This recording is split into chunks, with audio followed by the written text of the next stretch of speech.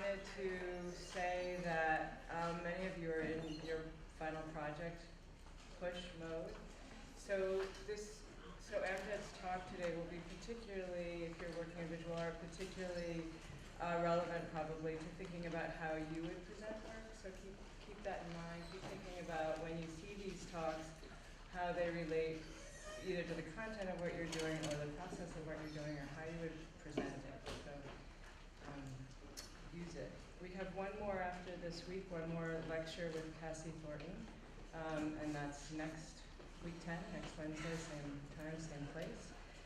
And I can start announcements by saying there's a teach-in this afternoon at 1:15 in the Longhouse, and it is addressing the recent shootings by police in Olympia, and as well as the shooting of someone, a sibling of a student on the Tacoma campus, and there'll be a communication between both campuses, so I encourage everyone to attend that important coming together. Other announcements? Bob? There's a Plato Arts and Digital Media lecture tomorrow at noon in Lecture Hall 5. It's Joel Ong, who is trained as an ecologist and has done environmental art in Western Australia and is currently a doctoral candidate in the DX Arts program at UW Seattle for a kind of cutting-edge digital arts and media program. And so they'll be talking at noon in Lecture Hall 5. You're all welcome. And 8 to 1, and then question time after that. Yeah. Our program, Art Practices, Exploring the Role of the Object, is going to be having a exhibit a week from today, starting at 1 o'clock on the second floor of the Arts Annex in our studio space in the hallway in the critique room. Yeah, any other 1 week final from today. exhibitions for programs? Any announcements for those? Reworking the Subject is having a reading from 2 to 5 on Tuesday, next Tuesday, and that's going to be in our homeroom C4107. And then on Thursday we're going to have a visual art show from 5 in the art critique room. In Sensu. Yeah, thank you.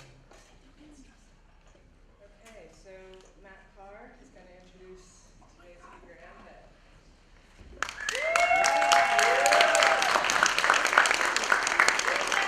How's it going, everyone? Week 9. Getting down to the wire. I believe in all of you. I think you can do it. So, don't worry about it. Today we have the privilege of listening to Amjad Faur talk. He is a current professor of photography and Middle Eastern studies here at Evergreen. He received his BFA from the University of Arkansas in 2003 and his MFA from the University of Oregon in 2005. He subsequently returned to the University of Arkansas to work as an adjunct professor after that. He came to Olympia to teach at Evergreen in 2012. He is currently represented by PDX Contemporary Art in Portland, which last year showed the body of work that he's now going to present today, titled Sun Kings. This collection and previous collections, such as Bethlehem in Wax and Eschaton, consist largely of immaculately constructed still lifes that explore the assumed objectivity of the photograph and the role of the camera as a bearer of immutable truths. Each photograph captures a meticulously put together set, a just so agglomeration of elements in an abstract space that appears only as it appears through the camera's lens. The tension contained both within the moment of infinitesimal capture and the construction itself reflect Amjad's view of a similar tension between the West and the Middle East, from 19th century Orientalist painting to modern media representations of the geographical Middle East and the Arab body. The delicacy of Faur's works is reminiscent of the artificiality and fragility of both the colonialist orchestrations that laid the groundwork for the geopolitical situation of the modern Middle East and the neo-imperialist machinations that seek to maintain it. Coming up in December, he has a show of all new material at Soil Gallery in Seattle. Please join me in welcoming Amjad Faur.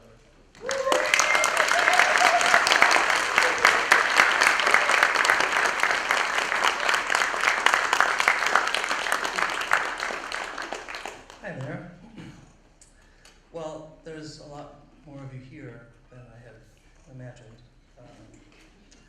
I know that it's week 9. I'm sure that many of you have better things to do. So, yeah, I want to thank all of you for being here. because it is down to the wire time as far as most programs are concerned. So today I'm going to talk to you about a specific body of work that I made over the course of 2012 through 2014. But I'm going to kind of start out by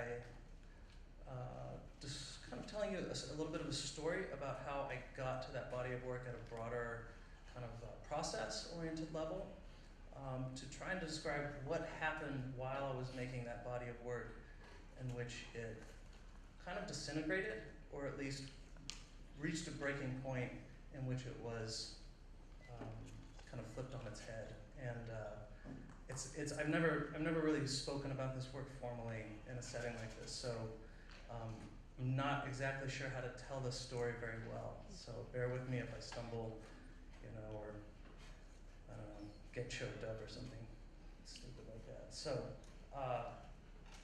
what I'm going to do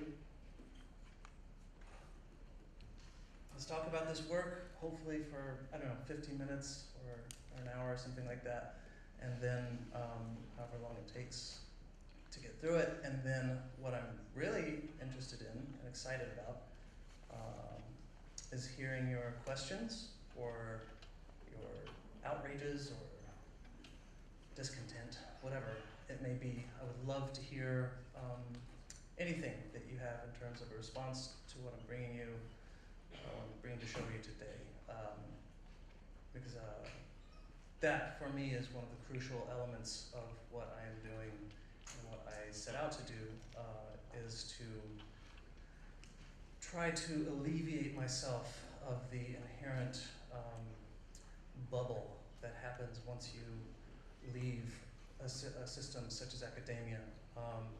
In graduate school, or some of you working in visual arts programs, you're surrounded by people that are very close to you, that you see on a daily basis, that you have even informal interactions with in regards to your work and to your ideas and your trajectory as artists.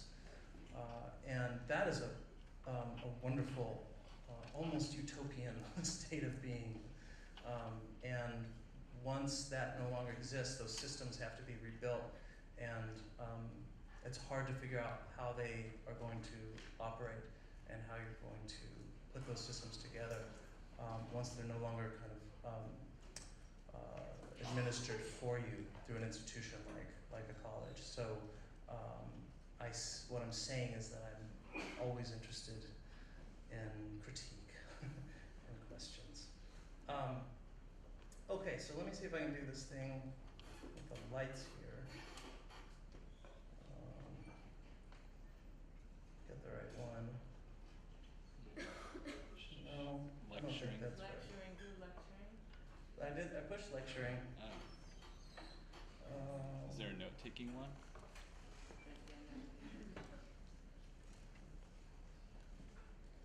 Is that better? Yes? Yeah. I guess it's pretty dark for the folks up front, but you will have a projected image. Maybe that will help. Yeah, so like Matt said, I've been here since 2003, and I've had the privilege of teaching some really incredible people and taught some pretty amazing programs, met wonderful students, and I've learned a great deal about subjects that I had never intended on working with. For example, I had just exquisite opportunity in the fall to teach with Elizabeth Williamson a program on martyrdom, and that program, like some other programs that I've taught here, such as the program I taught with Julia Zay, Still Moving, those end up being a kind of new form of what I was describing in terms of a community, or in terms of a kind of petri dish for ideas, rather than having, say, a formal critique or a formal community in which you're constantly engaging with one another. I found that teaching in great programs often leads to an enormous amount of ideas that I then drag over to my own work in photography. So let's let's start out. I want to start back. I want to tell you this story. Back from 2000, starts in 2005. In 2005, I finished my graduate work at the University of Oregon. And it's important to describe to you that physical and kind of psychological process in order to get us to where I want to go with the work that I'm going to show you for the majority of today. This work was deeply personal to me. It was a moment of incredible vulnerability for me in which I was facing many aspects of my life, including my relationship to my family, relationship to my identity as an Arab, as a Muslim, as an American. All these things were facing me in a way that I had previously it was previously not expected to come my way. And so I decided, rather than moving away from that, to engage it. And so I started that process in 2003, 2004, and bit by bit, what happened was that the images became more and more sparse, that I extracted objects and stuff from all of these kind of constructed sets in these studios more and more and more until I was dealing with just this bare minimum. And I was shooting, this is when I was shooting on 8x10, which I still do. This is, all of my work is shot on 8x10 inch film. And for those of you that haven't used it or seen it, imagine if you've ever had a 35mm negative that got scratched or damaged or that you had to protect, imagine that space, 35mm negative, as an 8x10 negative. So you have this huge amount of space that you're dealing with. And the selection of that material tied in very closely to my ideas about liminality and about the sort of closeness, the tonal closeness between one object and another. And I had a lot of questions about horizon lines and spirit and flesh and all these ideas. And so it was all built in, right? I mean, I had this thing pretty well figured out. The problem was in the production of this work, it was all done in a dark room, and all the prints were made in a dark room, and they were huge. They were really, really big prints. I mean, for a dark room, 24 by 34, dealing with fiber-based paper at that size in trays is excruciatingly difficult. And it leads to all kinds of problems. And I was using a new kind of film, I was using a new kind of chemistry, printing this big for the first time, and it required, this is all important for the story, by the way, I'm not just like bitching and moaning about this. I know it seems that's where I'm going with it. The idea was that these would be exquisitely clean prints, that there would be no imperfection, right? That every element of the print was a sort of form of tonal and representational perfection, because so much had been stripped out of it in terms of the content. Unfortunately, when you're dealing with those materials in that way, the slightest imperfection, the tiniest nick, the slightest smudge or weird aberration on a negative was unacceptable, and it would mean that I would have to start over. And starting over was very difficult.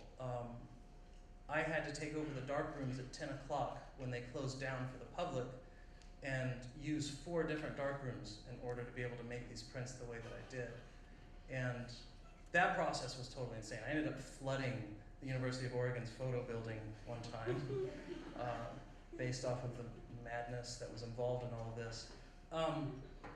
And so that meant that I would work from 10 until 9 in the morning, and then I would go teach, and then I would go to my classes, meet with my advisor, and write and prepare for the next night. And that meant I was working on maybe 30 minutes or an hour of sleep for about 2 months at any given time. I would just like find a little time here to sleep.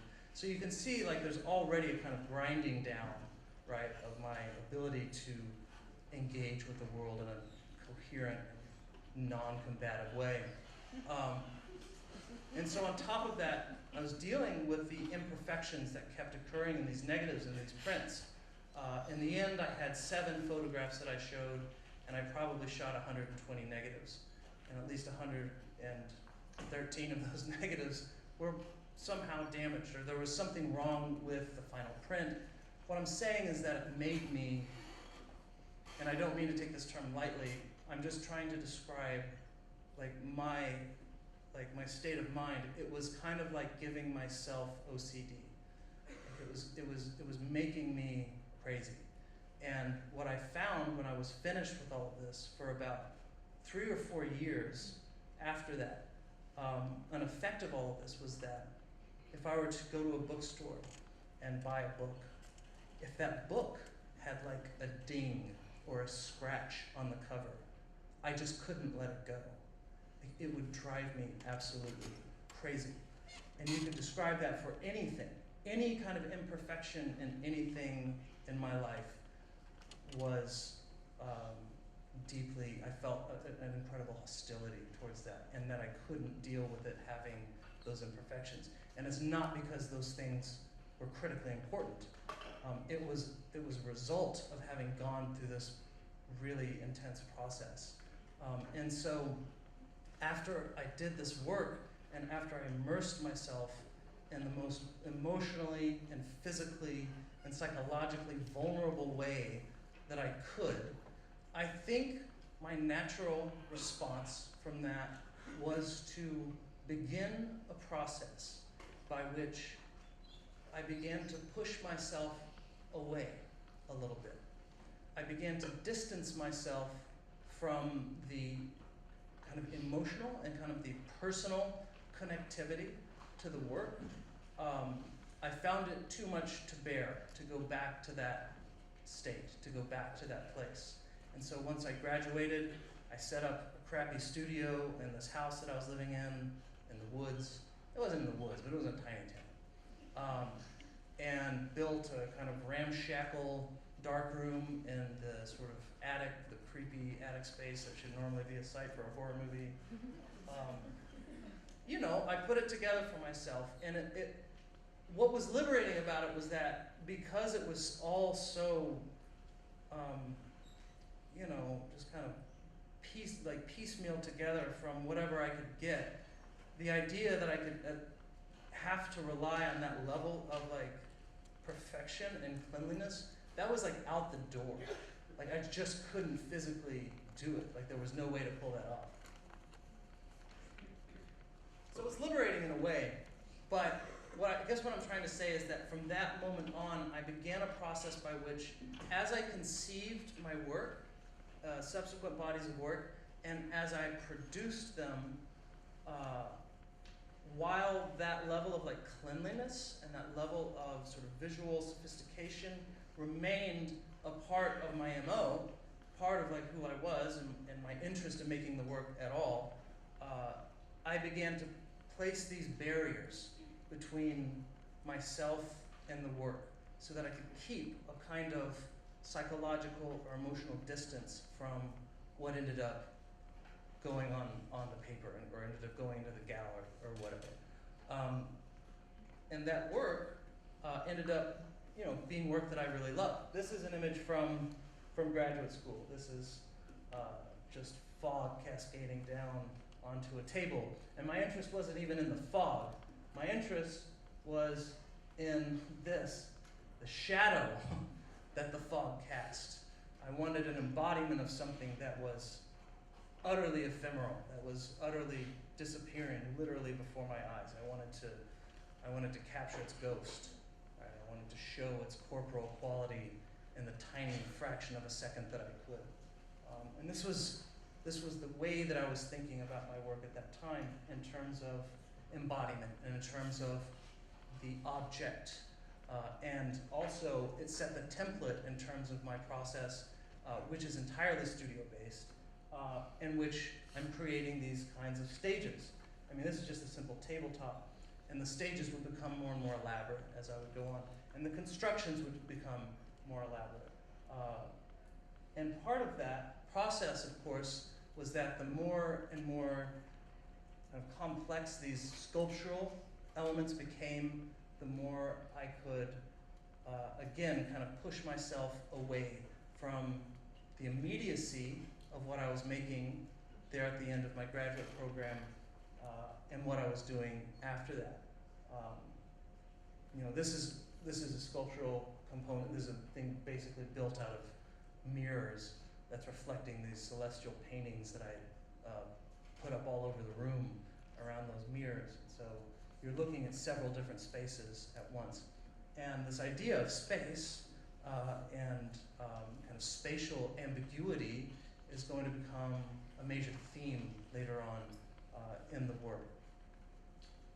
And this is from a body of work that I did called Bethlehem in Wax. And so by 2011, 2012, the work, I had succeeded in kind of allowing enough, let's say, socio-political and historical reference points to enter into the work, to allow for the body of the work to hold on to, that again, my personal accountability in terms of who I am, my own, say, biography or my own body, had become pushed very far away from this work. And that's a really critical step. That's a really critical point in what I'm going to try to describe to you during the production of this work, Sun Kings, that I made over 2012 and 2014. This is actually directly lifted from a Roman fresco. Maybe some of you have seen it. It is like literally just ripped off from this ancient painting. But what I was particularly interested in was the lack of perspectival space in that fresco. And so like the shelves in the fresco are kind of flipped up because they don't have one point perspective at that point. And so I wanted to kind of imitate that quality. So I built these shelves, and they're actually like at an angle, at a really extreme angle, and I had to anchor everything into the wood, lest it just tumble right off. Anyway, so my process, so this leads me to like my general working process. So okay, I just finished a body of work, now I'm going to start a new one. What is my process? Typically, it begins with a lot of research. I began letting myself be intuitive about the things that are resonating with me most, about usually something emanating from the very tortured landscape of the contemporary Middle East, or at least the modern Middle East from the past 150 years or so up until now. And that, in many ways, is a personal relationship because of my familial background. But the way in which I would approach that work and that research really is much like someone would approach writing a research paper. It demanded of me an enormous amount of reading, enormous amount of cross-referencing, and checking footnotes and going to those footnotes and reading those books, and figuring out a kind of narrative arc that I could then begin to think about the kind of visual components that began to resonate with me. And so it's that visual translation. It might just be a tiny little detail, or it might be something that's like really obvious and glaring. But usually, out of these huge historical, often violent, sometimes diplomatic, the sort of tumultuous moments that have happened throughout the course of the modern Middle East, there's always some kind of wonderful visual resonance there. There's a detail there that I'm usually attracted to quite a bit. And so I had been reading, at the end of this body of work, Eschaton, that I'd made, I had been reading a lot about and thinking a lot about the end of the First World War and what that moment meant for the contemporary Middle East. I titled this body of work Sun Kings. And the Sun King comes from Louis XIV, famous for Versailles. He considered himself the Sun King. And what I was particularly interested in was this moment, I'll get to this image in a second, this moment at the end of World War I in which European powers met at the Paris Peace Conferences and essentially, with the help of the SykesPicot Agreement, which I'll talk about here in a second, essentially decided the borders of the modern Middle East, the contemporary Middle East. And we'll talk about that just here in a second. But I wanted to show you this very first image. That's actually the wrong date. That should say 2012. That's not 2013. That's how organized I am here. I made this image when I wasn't quite sure what it was about this moment that I wanted to address. This was still when it was in a kind of weird, bubbling, kind of cauldron phase. And I knew that I wanted to explore this idea of erasure. At the same time, the kind of fracturing or atomizing of space, and how that process was done colonially, essentially. It was an imposition of Western interests, that those deals were made without the interest of the native inhabitants of that region, of the Levant and the broader Middle East. And so I wanted to do something that, I don't know, kicked me off, right? Something to just enter me into the space of making work again. So I made the simplest kind of, I don't know, bare bones kind of a still life I could, but I wanted to do a process in which some part of that image was kind of weirdly erased in almost a bureaucratic kind of a style, like you might see, have you all ever seen redacted statements, like CIA statements where they do the black lines, like over information that they don't want you to see? Everybody's seen redacted statements, right?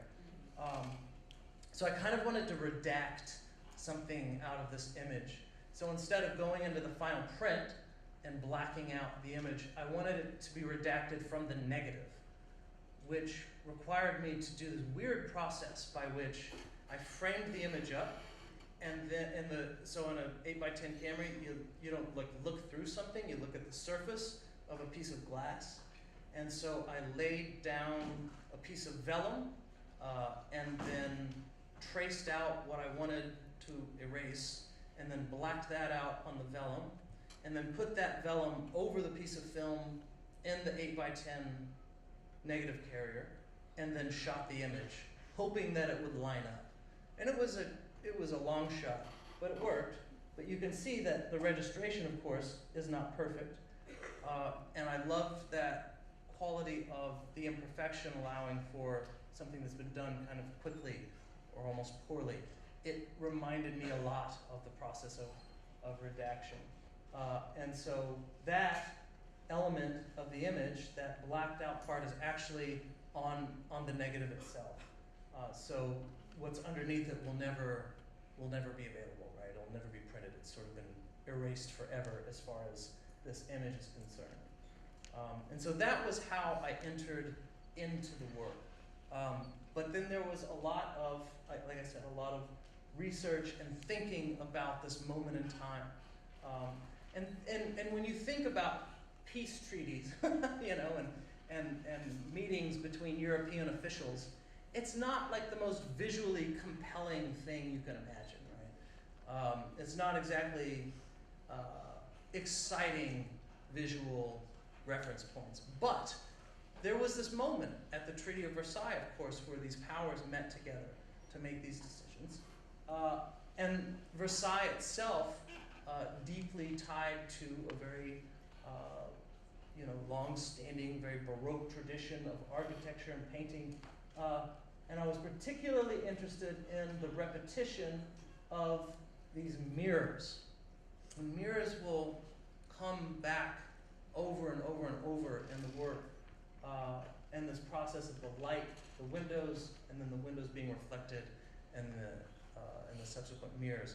And I was particularly interested in that architectural element bleeding over as kind of a visual component or some form of a visual semiotics of what I was looking for, right? And like I said, sometimes you find it in just the tiniest details. So again, this moment in time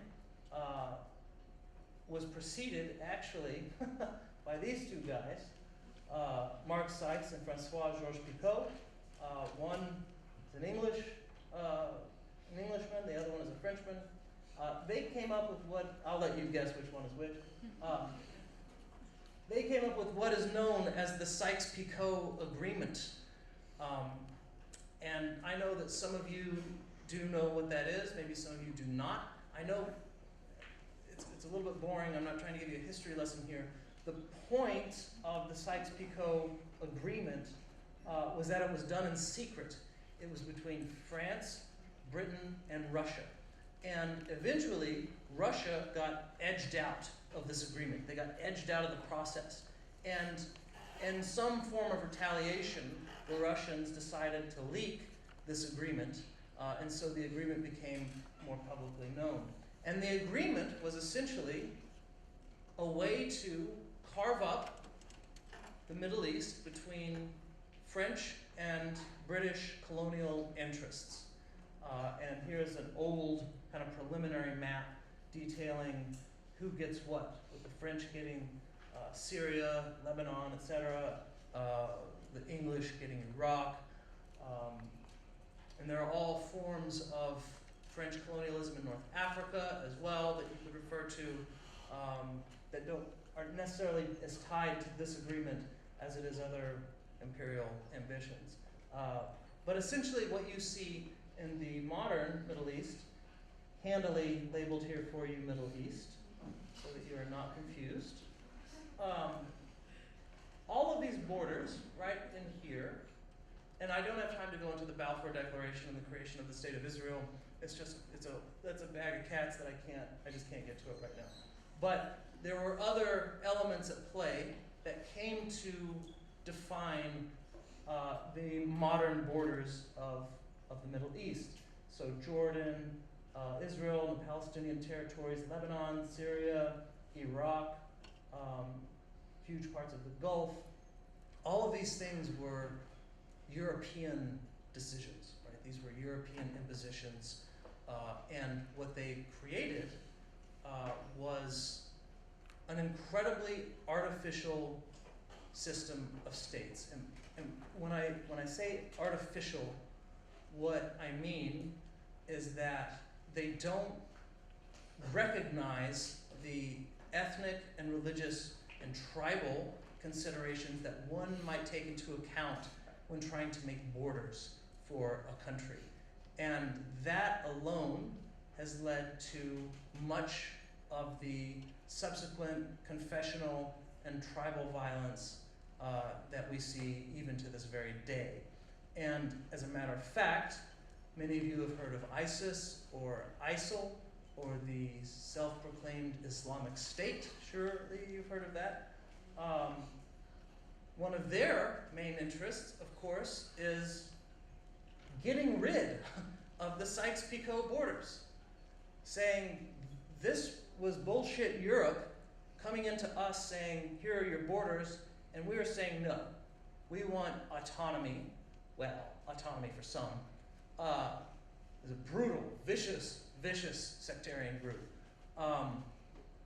And so we're going to redraw these borders, and we are going to create a caliphate, right? An Islamic civilization based off of our own idea about borders. And so you can see here, these little solid red dots are areas that ISIS controls fully. This big kind of orange or yellow area tan area. Here is sort of ISIS presence, meaning that they're not being fought back against necessarily in those areas. And you can see recent fighting here. And you can, this map is now old enough, meaning that it's like a few weeks old, that it's old enough that you would actually include Palmyra, which is an ancient Syrian city there in central Syria that is now also under ISIS control. So, of course, the idea is a rejection of that original post-World War I moment. And it's that moment, I guess, that kind of pushed me into this new work and thinking about map making and thinking about the kind of decadent, opulent halls of European power, the ultimate kind of expressions of European power, emanating from Versailles in particular, that I was interested in appropriating for these images. So I started out pretty straightforward. This is one of the earlier images that I made. The title of this photograph, Le Ban, is the French colonial, I mean, it's not French colonial, it's just French. You say, when I say French, it's like muscle memory that I just say colonial right after. It's terrible. Terrible habit. It's the French word for Lebanon. And in fact, when you go to Lebanon, you can look at license plates, and they say Lebanon in Arabic, English, and French. And you go to certain parts of Lebanon, and people speak French fluently. Some people, younger people, have this weird dialect of Arabic, English, French that is just continuous. It never remains in one language or another. So France and like the French presence in Lebanon still has a lot of resonance and a lot of presence there to this very day. And so I wanted to make an image that, A, kind of resonated that arch shape that we saw in Versailles, and cut the image out, like almost framed the image on its own. And then I wanted this kind of blacked out mess of shapes. Those shapes are actually a map of Lebanon, and it is cut up by their kind of ethnic groupings. So one area may be a very Christian area, another may be Sunni, another may be Druze. Huge parts of it are going to be Shia dominated. Those are mostly in the south. And so this is essentially kind of an ethnically broken up map of Lebanon. And it's been kind of creates this sort of wound upon this otherwise rather benign image, right?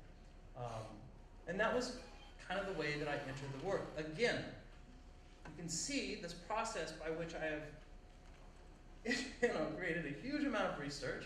I have all this sort of socio-political, historical information that I'm working with, that I'm pulling out of. And that is like par for the course at this point in my life, at what I'm saying, at this point, or 2011, 2012. That was how I operated. I was also very interested in pulling from, not just like visually pulling from what's called Mannerism. Like there's this period after Renaissance art called Mannerism that is very strange. And I won't get into why it got really weird. It got really like weird and sexual, and like scale and bodies all became really ambiguous and kind of deformed. And this is a really great example of that moment. This is by Parmigianino, the Madonna of the long neck. And you can see just like kind of this impossibly long neck and like this leg that kind of never seems to stop. And then, weirdly enough, is the Christ child,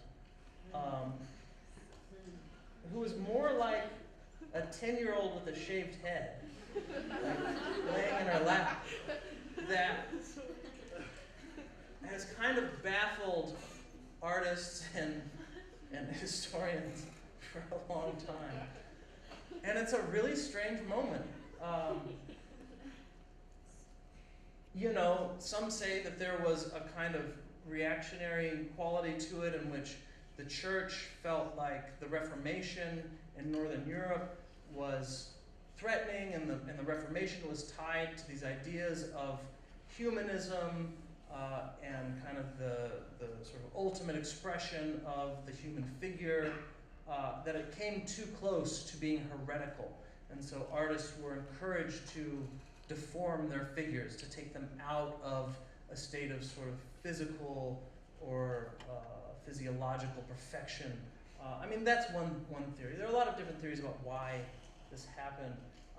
But what Mannerism is and describes to me, here's a beautiful El Greco painting, are several issues. One is the incredible exaggeration of the figures and these kind of twisting, pretzel-like qualities to the bodies, and not just to the bodies, but to space itself. In all of these, you can see where space becomes very ambiguous, and there's a lot of like forced perspective, and then even in El Greco, you have these spaces behind St. Peter here that are totally ambiguous, that are almost completely unreadable. They just kind of float in this weird kind of cosmic ethos, right, or ether.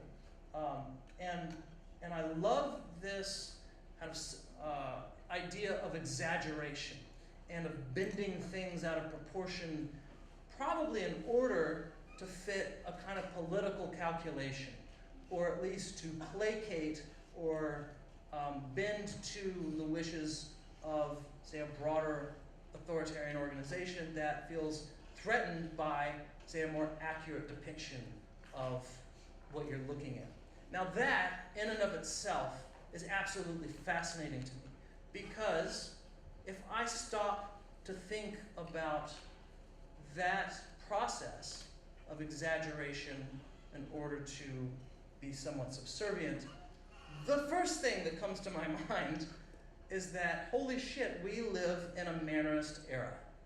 Like, that is the world we currently live in. And you can see it anywhere and everywhere. I could spend the next 5 hours giving you examples 5 seconds at a time, showing you examples of Mannerist painting, not painting, but like how we live in a Mannerist world to this very day. And one of, for example, one of those could take the form of, say, the way that news is reported to us, right?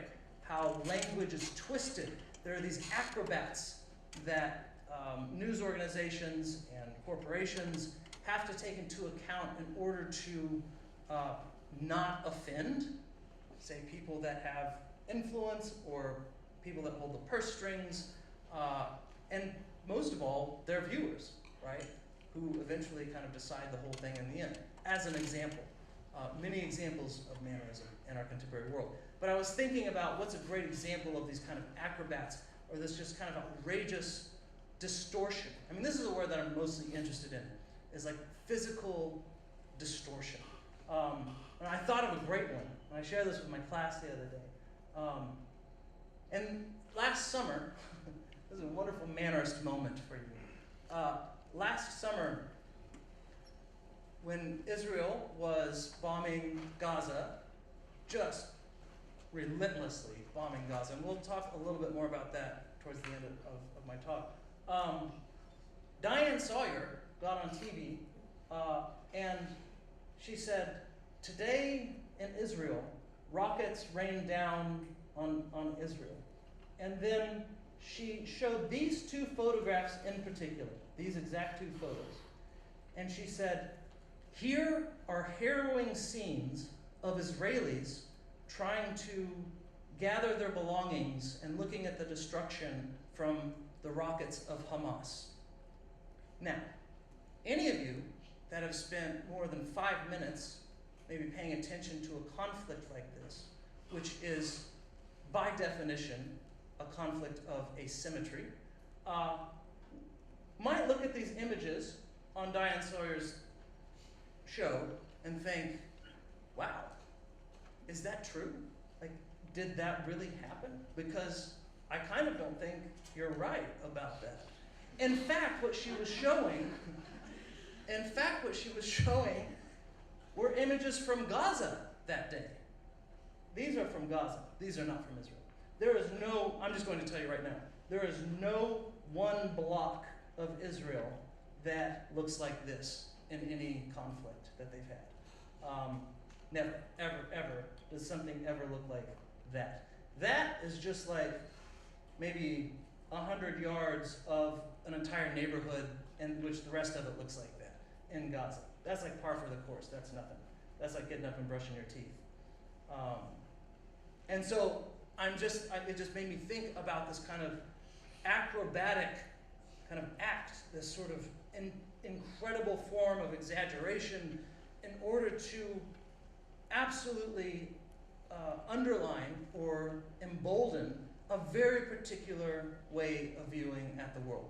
Now, to Diane Sawyer's credit, I think she was really hammered on this after her newscast went on. She did come on the next night and say, you know what, that's not actually what happened there. You know, she apologized. So I'm not trying to pick on Diane Sawyer. It's not about Diane Sawyer. It's not about this one moment. It's not even about this one example.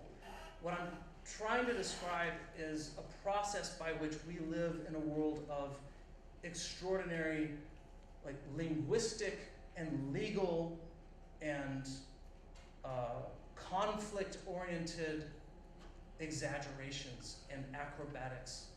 Everything is, to me, looks like what a Mannerist painting looks like to me.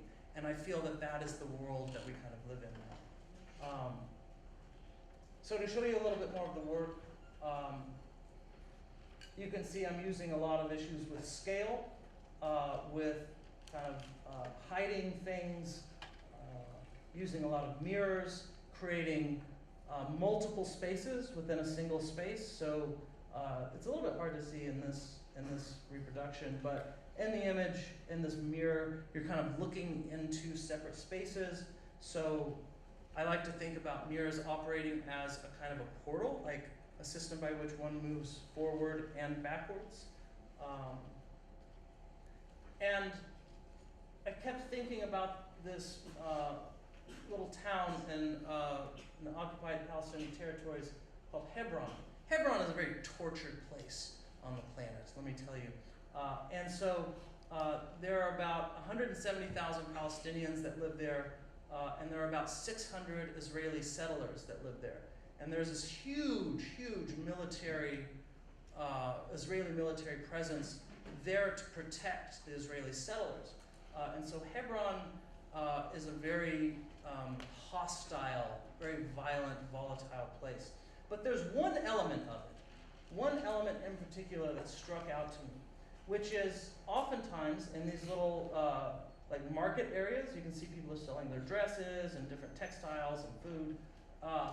Israeli settlers actually live in these upper parts of the building. And Palestinians have had to build these fences that go along top over the market because the settlers throw garbage and throw chairs, but maybe most poignantly, they just throw piss and shit at them as well. And I was thinking about what it means out of all of the kind of painful outrages and indignities that, say, someone living under foreign military occupation has to endure on a daily basis. I was thinking about this in particular, like what it means to live in a world in which you walk to the market and you can expect to have shit thrown on your head by someone that moved upstairs to you. They moved there from Ohio or Moscow, you know, a few weeks earlier. And there you are, like minding your own business. There was something about the quality of it kind of coming down, kind of raining down, trash and shit and piss or whatever, kind of raining down on people as they're moving through their kind of physical space. Their homes, right? These are their homes. And where did that come from? And I found this 19th century French bayonet, and it's inscribed from 1871 from Saint Etienne, which is like an old arms manufacturing city in France. This was like a colonial weapon, right? No doubt about it. I found that sword, and I wanted to create an image in which this thing kind of operated as this sort of descending, this descending perilous kind of weapon, right? Or some kind of image of imminent destruction. And so again, so this is the blade itself. But then I also wanted to use this arch as a way, again, to describe the dispersion and the kind of disorientation and ambiguities, again, of the physicality, the spatial qualities that we're talking about here. So it was important for me, I call this the road to Hebron, because I'm thinking about this colonial sword, and I'm thinking about this process of colonial conquest and empire, right? And that is leading up to this moment in which garbage is being dumped on your head as you walk to the store, by people that are being funded by the way, by our tax dollars. I'll let you know that. Subsidized.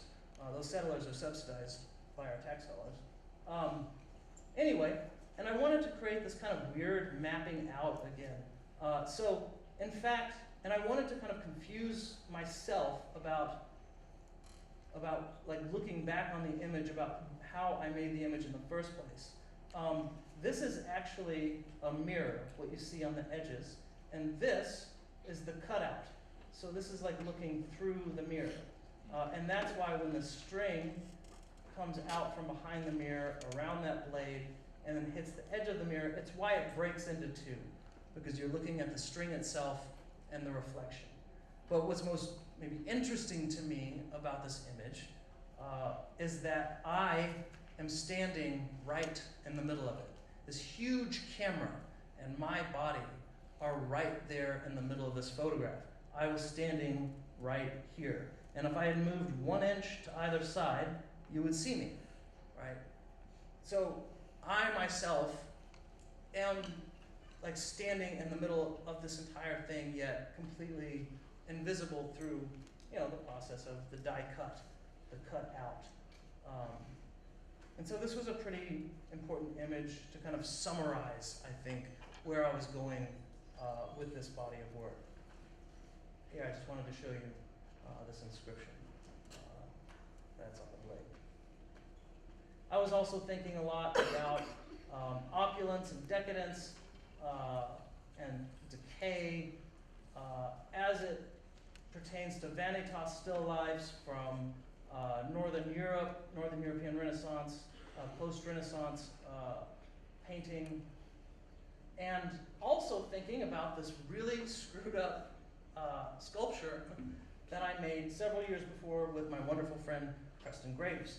And we kind of spent all night it was very intuitive, we weren't planning on it, we just decided to build this weird sculpture with all this stuff that he had. And it felt very much in line with this idea of beauty, disintegration, decay, opulence. You can see a lot of the details here. And this jaw, kind of with this cascading goo kind of coming out of it, it's funny that I'm looking at it now and thinking about how much I went back to rip that thing off later on in my photographs. Anyway, thinking about this idea of something acting as a portal in such a way that it is filled with information, it's filled with objects and stuff, yet it is completely unengageable, right? Like, it's also beyond reckoning. We wanted something that was kind of horrifying, but also very beautiful, very classical, looked something like something you might see out of an old painting. Here, I love these tarantula guys. These are the best, coming out of whatever that thing is. Anyway, all that stuff was his. He just has piles of creepy stuff. Anyway, a lot of little details like that. But I kept going back to the sculpture and thinking about what it meant to do something so intuitively. And this was the beginning of kind of the cracks, I think, in my process. Like, something very particular happened a little bit later, but this was when I was beginning to feel like there should be some kind of interruption in what I was doing, and in the kind of hyper-calculated, hyper-researched and controlled. And this is the word that I want to really describe myself with at this point, was about utter and complete control, and that distance as well. I ended up making something look more like this. I was still interested in this idea of the portal, or something moving between one space and another. Instead of hiding the mirror or obscuring the mirror, I just let this kind of old, antique, ornate mirror kind of rest for itself. But it's reflecting this kind of cheap, gross, like painter's plastic. And so I love the idea of the space cascading down through this kind of nasty plastic. Also, you know, really kind of ripping off Twin Peaks here with Laura Palmer wrapped in plastic. I wanted something that allowed for the kind of opulence of those old Northern European paintings, but rather than suggest decay, suggest something maybe a little bit more immediate, right? I like the idea of something being wrapped, something being dragged out of the river. So it's not so much about time in this situation as it is kind of an immediate form of disintegration or imminent destruction. Something obviously being obscured was another part of my process here, thinking about how obscuring objects, or at least allowing someone a kind of a rich visual experience, a rich visual engagement, and then kind of not allowing that window kind of a full state of being, that there's some kind of a moment in which one stops and finds a difficult reading of that work, finds it very difficult to engage in, or at least extract some kind of immediate meaning. Something like this. And you can see where I took the goo from that dripping jaw and then applied it here to this weird floating chandelier of candles.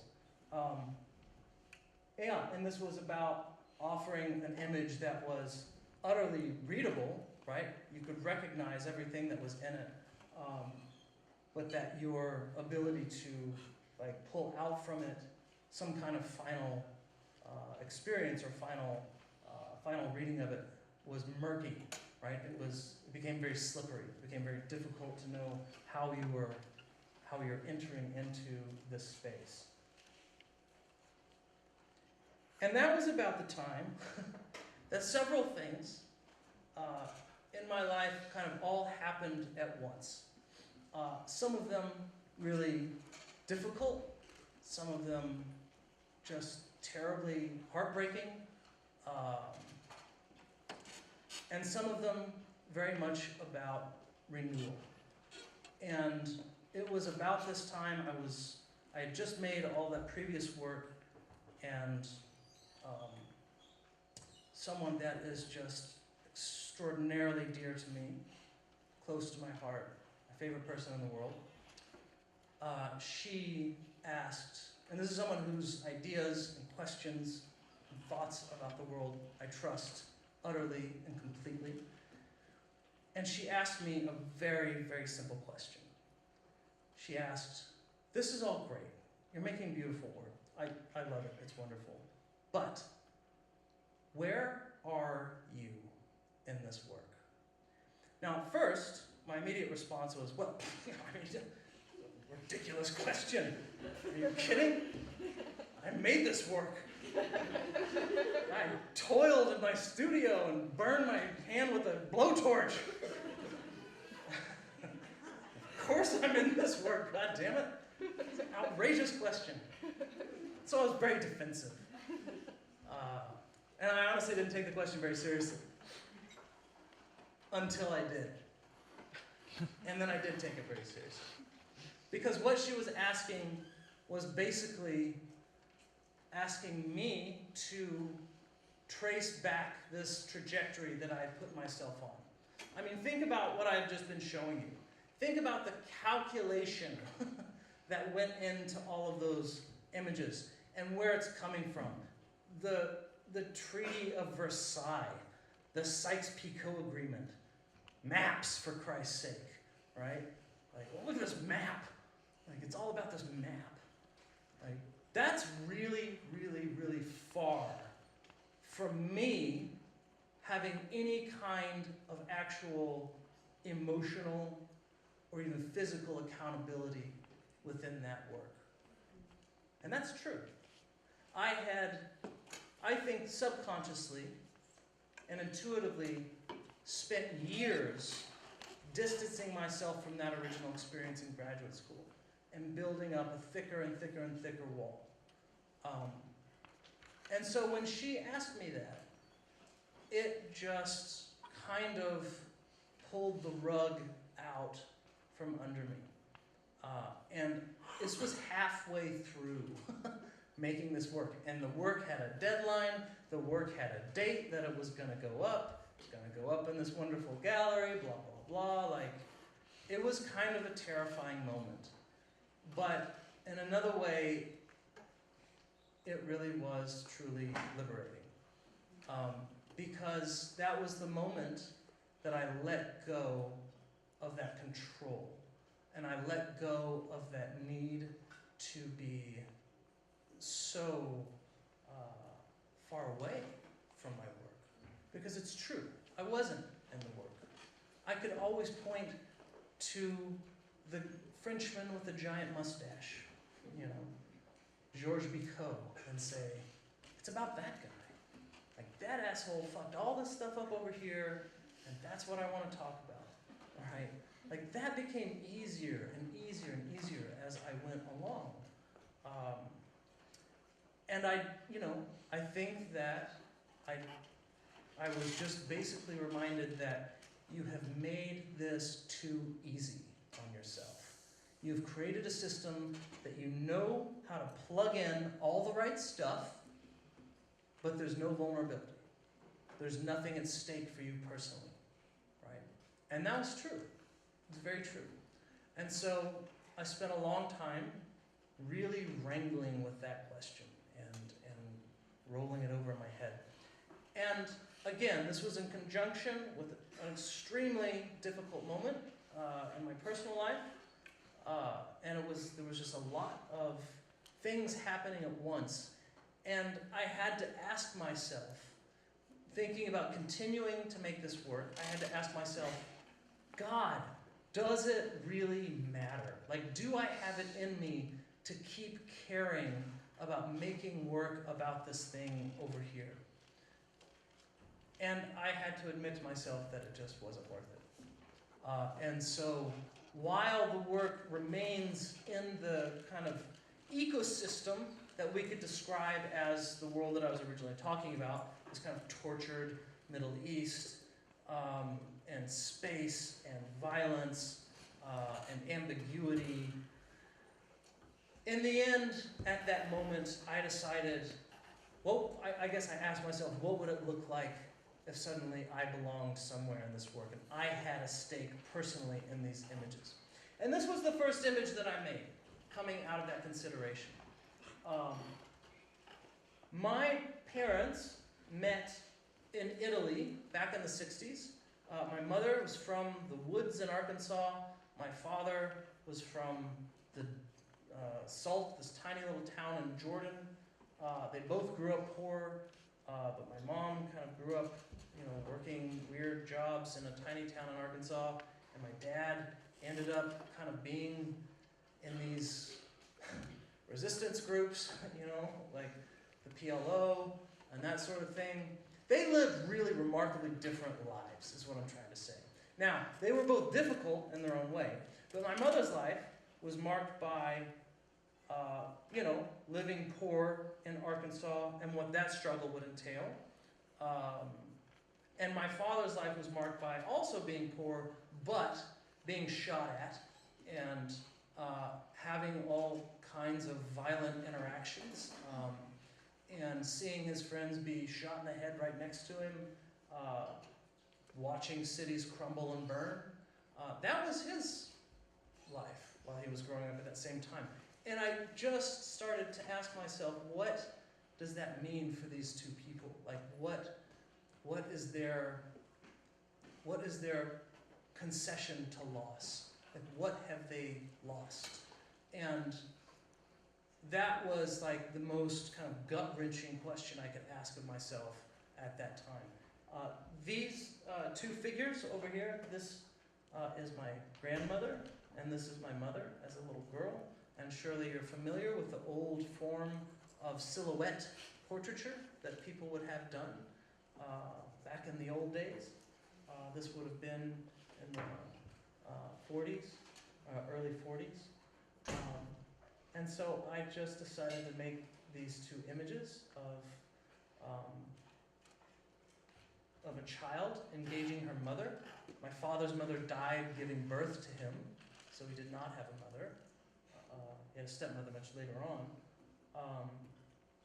So this child engaging her mother next to a scene of contained destruction, almost like, museum style. Like, we busted this hole and it was worth preserving those elements. Because I think it was worth preserving those elements. I think that their experiences led them to be radically different kinds of people, but what I recognize as a hard-fought life. And so this is like the most emotionally vulnerable image I've ever made in my life. And it wasn't easy to make. And I had no idea what I was doing or how it was going to work. It was like going to school again. I remember cutting these little silhouettes out, thinking like, man, I haven't felt this way since I was in school, like undergraduate school, because I was doing something absolutely terrifying and new and vulnerable. And it was absolutely transformative. And it changed the way that I think about my own work. This question, where are you in your work? Where are you? And making this image, that changed me. And so I guess what I'm trying to say in general is that as deeply as you invest yourself in your work and as certain as you are about your process, I think it's good to ask yourself, if you don't have someone as lovely and extraordinary as I did, to ask you the question, where are you in your work? Because I think it's a healthy process to go through. Continued making images that were, admittedly became darker and more kind of obscene in a way. This was a still life that I built and then spent weeks pouring goo that I had mixed with gold leaf, this kind of resin goo that I had mixed with gold leaf over this thing, over and over and over. And actually this kind of weird pond-looking thing is like an inch of this goo as it spilled onto that tabletop. And what I was really interested in is these inverted flowers. There was this painting by Giovanni di Paolo from 15th century.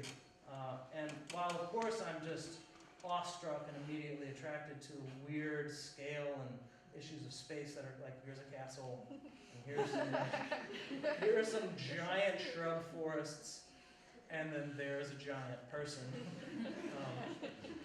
I could look at this stuff all day long and never exhibit it. And I love this weird goat head mountain shape over here. Anyway, all kinds of other things. But the thing that I was most attracted to were these flowers that flanked the edges of that painting. And I asked myself, for this painting, it's a decorative element, right? I don't think that it's didactic. I don't think it was meant as anything related to this image. They're inverted. They're facing away from the viewer. And I kept asking myself, why? Why would he paint these things in reverse? And it became very existential to me, right? And I became completely fascinated with this idea of the inverted flower. Whoops. So you can see these flowers over here. That I will tell you right here and now, I rip off classical paintings every chance I get. It's like one of my favorite things to do. No copyright on them. Fair game. I'm gonna do it. It's my way of sampling. That's my sample. My sampling album. I don't think people call them sampling albums, right? Maybe call it something else. But I don't want to say what it is because I feel like I'm going to make myself even further. So. I just want to talk about outer space for a second. And really just for a second. Is this the real time? Yes. Okay, I gotta burn through this. I can't believe I talked that long. I thought I was gonna have 40 minutes of stuff to say, and then I'm just gonna stand awkwardly for the rest of the time. I always underestimate my ability to ramble. Let's just say this. I was also looking at a lot of images of outer space at this time. And thinking about how futile it was that I was making photographs of anything when this shit exists. Like, that photograph exists in the world, as does that one. So, this is a photograph of a cloud of gas that is measured, its length is measured in light years. Light years. That's how tall this thing is. So I'm asking myself, what the fuck am I doing? How could I talk about space and ambiguity and like how things move and are hard to read? How? When all you have to do is look at this. That's it, right? Very intimidating to me. Very intimidating. Also, I am just scared naturally of outer space. Sometimes when I'm going to sleep, I have an image of an empty coffin floating through space, and I can't not stop thinking about it. And it just makes me crazy. So thinking about like, well, God, how am I supposed to deal with an image? Because I'm also very attracted to these images. Like, I love looking at them like I live looking at classical painting. Immensely attracted to these images, also terrified by them, but intimidated by them. And ask me, why would I make an image of anything when you can look at this, right? So I decided to make my own tiny little, like, okay, here's my little weird space photo, at least as this kind of like tiny gesture to this thing that is almost, it is inconceivable. I mean, I remember taking astronomy in undergraduate school and thinking, they would talk about parsecs and distances and how to measure things. And I remember thinking, like, I may as well be in church having someone say, just have faith that Jesus is going to do this for you.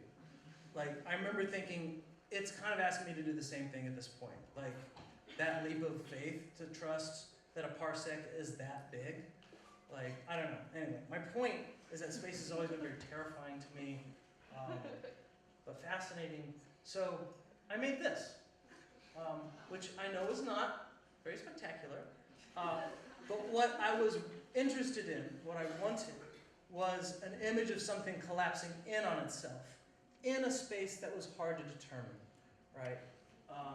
And that's a lot harder than it sounds. But I came up with a weird, highly toxic solution to my problem, and I made this image, which is about something maybe moving to another space, or maybe coming to an end. Something collapsing in on itself. Again, very attracted to this idea of the portal, or some kind of window or mirror, space into several different spaces. Yeah, this probably shaved a year off my life in terms of the fumes that came from making it, because it's all plastics. Anyway, need to move through these. Similarly, made this image. I was very particularly interested in the idea of an image kind of isolated from itself and further isolated from its environment. What's really interesting about this is that as murky and weird, as indeterminate as everything except this like little radish and flower and vase seem, if you get up close enough to this area, you can see thumbtack holes. And you can see like areas where the paint has been brushed on. It's actually really specifically that wall. And it's because this is a reflection in a mirror, and the mirror is really far away from the wall. And the photograph is on the same focal plane as that wall. And if you don't know this about mirrors, it's really screwed up. I had a science person explain it to me and I don't understand it. That if you focus, if you set up a mirror and you want to take a photograph of something in the mirror, you don't focus on the surface of the mirror. You focus the distance away from the mirror that the thing is away from the mirror. It's really, really hard. I can't explain it. It's not important to explain. It's just awesome. Science is awesome. I recently used a giant thing of liquid nitrogen and couldn't stop playing with it. So, just to end on a pretty grim note, towards the end of all of this, this Israeli offensive into Gaza was in the summer of 2014. This was when I was wrapping this work up. I had one more image to make. And I was looking at these images coming from all over Gaza, but let's just take one neighborhood, for example, Shijaya. This is not like one part of Gaza that got bombed and the rest of it doesn't look like this. Most of Gaza looked like this at the end of the offensive. But Shijaya was particularly cleansed. I mean, utterly cleansed as a neighborhood. About 150,000 people used to live there, no longer live there. And I was thinking about the kind of apocalyptic vision of this. Like, I kept thinking about this in reference to the end of a film reel. Have you ever watched a reel-to-reel film when the film is going and then it spools up onto that final bit of the film, and you see all the weird little artifacts, like the weird little writing and a few numbers, and then it just like disappears, like just totally disappears, goes to blank. So you see like the edge of this thing moving across space and time, right, as you're watching this film, and then it just goes to black. Kept thinking about that in reference to this, like slowly watching the edge of that reel of film move away from an image of something, an image of a person or a place, into kind of some kind of ambiguous edge of that film, right, where you just have these little bits and pieces of something that's left, the remnants, the artifacts, the residue of that film, of that image, and then it goes to black. That was my kind of personal sort of corollary thinking about this moment last summer. And so I made this image. This was the last one that I made. And what I really wanted out of this whole thing was this moment here, in which it kind of moves into black, right? It's like watching the edge of that film disappear off the screen. This is actually, I had a company, a plastics company up in Tacoma, maybe it was Seattle, I don't remember, anyway, up north. They made these mirrors for me on acrylic. And so I was able to burn the bottom of that acrylic and melt it down, but still use the rest of that piece as a reflective surface. So this is actually shot in a mirror. And you can also see, so most of what you're looking at is this burned mirror, but right in the corner, you can see this object enters into the frame of the photograph. So it's the only thing that's actually in front of the camera that isn't just a big kind of burned husk of a mirror. But I was particularly interested in this moment, in this space of the photo. The dripping down into black. That movement into nothing. Well, I thought I was going to have time maybe just to talk a little bit about this brand new work that I'm making for Seattle. It has to do with iconoclasm and statues and ISIS breaking shit up and the Taliban and fun stuff, things that would have cheered you up, I'm sure. But let's not do that. Let's instead have some time for some question and answers because I think that's more important. I thought we were going to have a lot more time to do that. I apologize for such an abrupt ending. I wish I had something profound to tell you at the end of all that, but I don't. I'm leaving you with like this horrific image of somebody destroying a lamassu from Nineveh. I'm trying to get all the lights on here. There we go. Okay, thank you.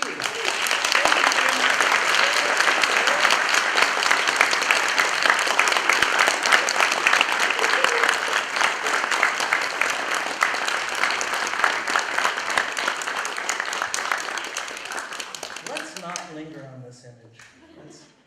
God, this is all horrifying. Here, we'll just stay with that. That's fine. Yes. Does anybody have any questions or points of contention?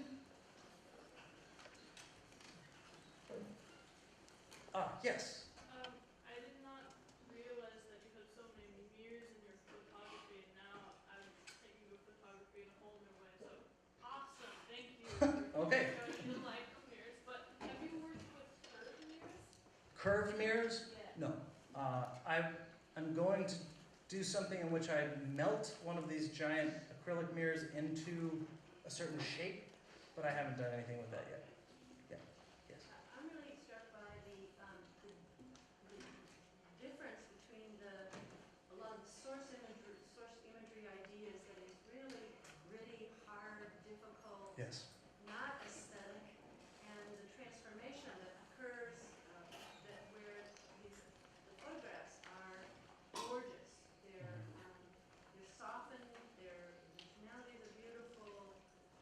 How do you think about that transfer? That this kind of aestheticizing of the issue of beauty in relationship to the original ideas, which are so problematic, or the original inspirations, which are so problematic. So I've been asked about that quite a bit, and I still struggle a little bit with the answer.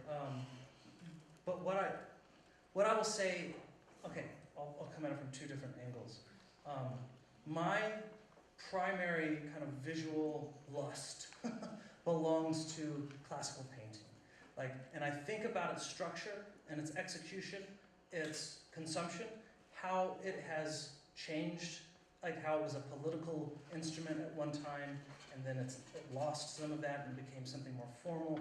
I love the kind of the arc, the historical arc that classical painting and classical art in general kind of takes, that there is a weird kind of mercurial quality to it, that it maintains this form that is seductive, right? But once you're there, then you're confronted with this whole kind of problematic history and this whole problematic system of representation, right? Whether it's representation of the figure or representation of a certain religious space or a religious figure, or the body in general, while it retains that kind of seductive visual quality, once you're there, then it starts to get really difficult.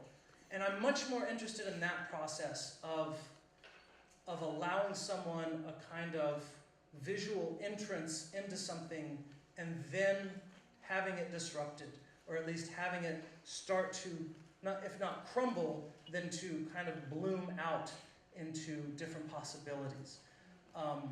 For me, to make work that looks like the destruction and violence and beheadings that I'm kind of coming away from is beside the point, right? That's a repetition of an image that you've already seen.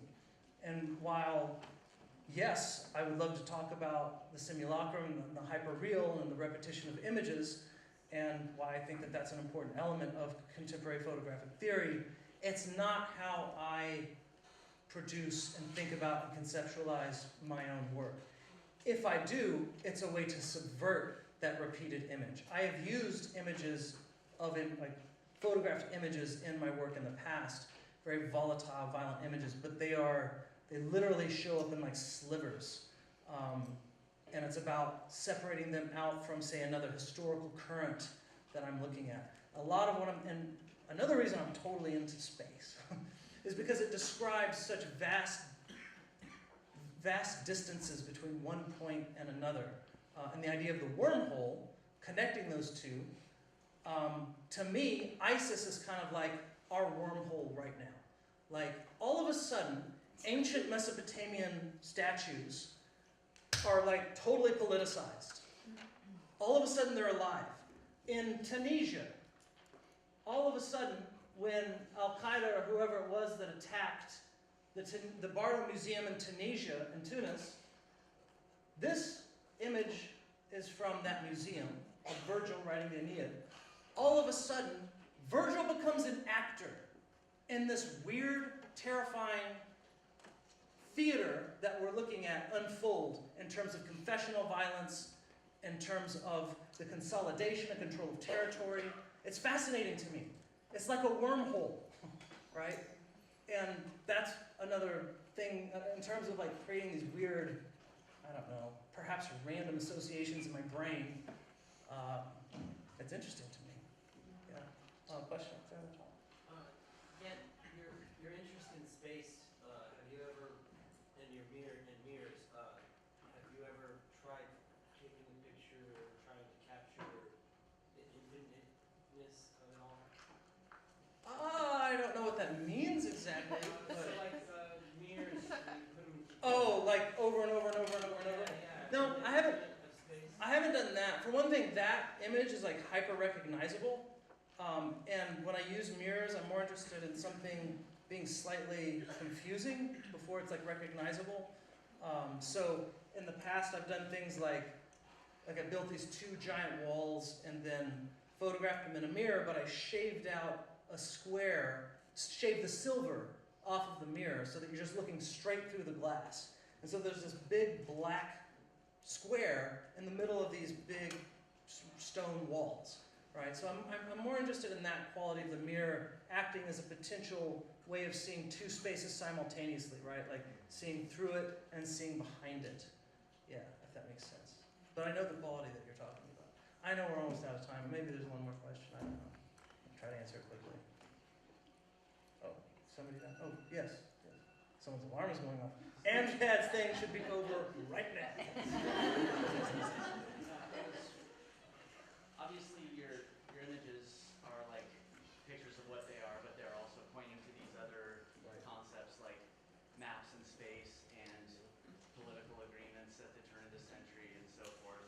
And I was wondering what relationship that, like, because you're trying to enter into a dialogue, you know, it's not just a photo of a flower melting on a table or something. It's like points to all this other stuff. How does that discourse in relation to that image take place, and what effect does it have on it? And like, basically, like the person who sees your work in a gallery and they're like, "Oh, cool, a flower on a table." Like, but that discourse around it, like you're trying to talk about power and space and violence and all these other things. Like, how does that discourse take place, or how does it occur, and what effect does it have on the work itself? Well, I mean, obviously it's deeply influential to the work. I mean, the work comes out of that. I think what you're asking is, someone that walks into a random space and sees the work, how should they know that the work involves this broader discourse? Is that what you're asking? Like, yeah, why, in what way would it be meaningful to them enough to like, Oh, I don't know if it's going to be meaningful to anyone. yeah. I have no idea. That's not, I mean, I can't control that. All I can control, of course, is what I put out into the world. So the work exists with a deep infrastructure, has a broad infrastructure. Now, whether someone can come in and say, oh, this work is obviously about SykesPicot. I mean, probably not. But there's language involved, like in the titling, there's a lot of kind of visual analogies that are happening there that I, like I say, build into the image without trying to be didactic, right? I'm not interested in hitting you over the head with all of this. Like, as soon as someone can look at something and say, oh, I get it, and then walk away, like, I feel like that thing just kind of died for them a little bit, right? I want the work to be able to be returned to, or at least to be a window and not just like a signpost, you know? So it's not that I'm trying to preach to the world about how evil SykesPicot was, or whatever. You know, that's not my mission. I mean, I will always quote Sally Mann, you know, when she said, "If there's no mystery, why bother?" Right. So I try to hold on to that quality, like within the work as much as possible, while of course informing it with all of this other stuff. So it's a delicate balance, I think. Yeah. I know everybody's wants to go. Thank you.